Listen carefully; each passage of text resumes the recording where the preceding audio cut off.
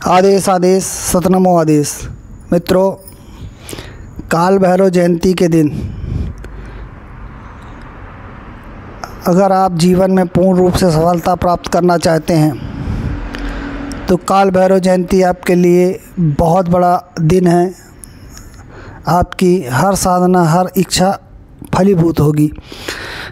बस इतना ध्यान रखना है कि कोई भी साधना किसी को नुकसान करने के उद्देश्य से, किसी के साथ गलत करने के उद्देश्य से ना करें, क्योंकि ऐसा करने से सबसे पहले तो आप इंसानियत को तरोतार करते हैं। दूसरी चीज़, कहते हैं कि जैसा मन बनाओगे वैसा फल मिलता है, तो अपना मन ऐसा ना बनाएं कि किसी भी चीज़ का साइड इफ़ेक्ट आपको मिल सके। ठीक है ना। यद्यपि मंत्र के बोल जो हैं, जैसे हैं, मैं आपको उसी तरह से, उसी ढंग से बोलता हूँ और उसको करें, लाभ उठाएं।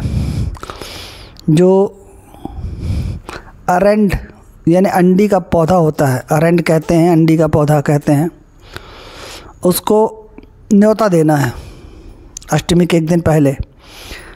काल भैरव अष्टमी के एक दिन पहले पीला चावल लेके जाएं, उसको न्योता दें और दूसरे दिन उसको सुबह सुबह ग्रहण करें।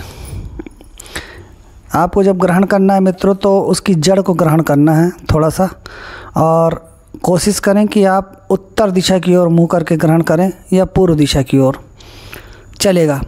दक्षिण या पश्चिम की ओर करके ना करें, वो नुकसानदेह है। तत्पश्चात उसको लेके आएँ, उसको बढ़िया प्लेट में रख के धो लें, कच्चे दूध से, गंगा जल से शुद्ध कर लें।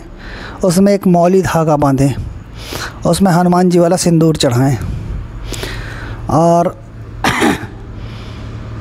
मीठी चीज़ कोई भी हो उसका भोग लगाएं। ध्यान रखना है, अपन को मीठी चीज़ का भोग लगाना है उस पर। मीठी चीज़ का भोग लगाने के बाद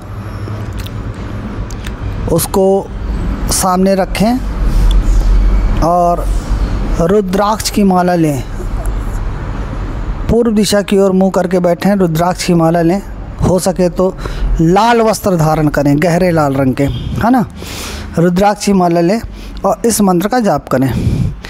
ओम नमो आदेश गुरु का, काला भैरव काली रात, काला है आधी रात, चले कतार बांधो तू बावन वीर, पर नारी सो राखे सिर, छाती धर के वाक लो, सोती हो जा के लाओ, बैठे हो उठा के लाओ, ना लाओ तो महादेव गौरव पार्वती की दुहाई, शब्द साचा पिंड काचा, चले मंत्र ईश्वर वाचा, सत्यनाम आदेश आदेश आदेश।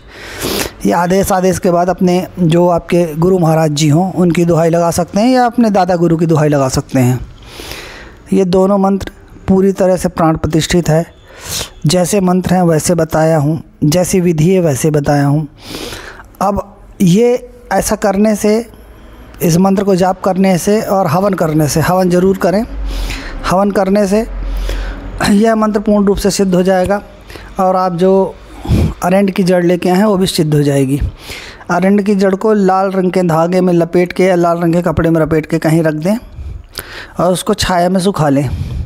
यह अरंड की जड़ आपको वशीकरण की शक्ति प्रदान करती है, महान ताकत प्रदान करती है। इस ताकत का इस्तेमाल आप कभी भी वशीकरण आदि के लिए कर सकते हो। और वैसे भी अगर आप इसका वैसा प्रयोग करना चाहो कि पर डे प्रयोग करना चाहते हैं आप प्रतिदिन, कि आप व्यापारी हो या साधक हो या कोई ऐसे व्यक्ति हो, ऐसा कोई जॉब है जिसमें बहुत सारे लोगों से आपको मिलना होता है, तो अगर ये ऐसा स्थिति है, चाहते हो लोग अट्रैक्ट हों, तो वही हनुमान जी वाला सिंदूर, उसमें चमेली का तेल थोड़ा सा मिला लेना, 2 बूंद, और किसी डिब्बी में डाल के रख लेना। उसकी एक बिंदी, एक पुट आपको आपके माथे पे लगानी है।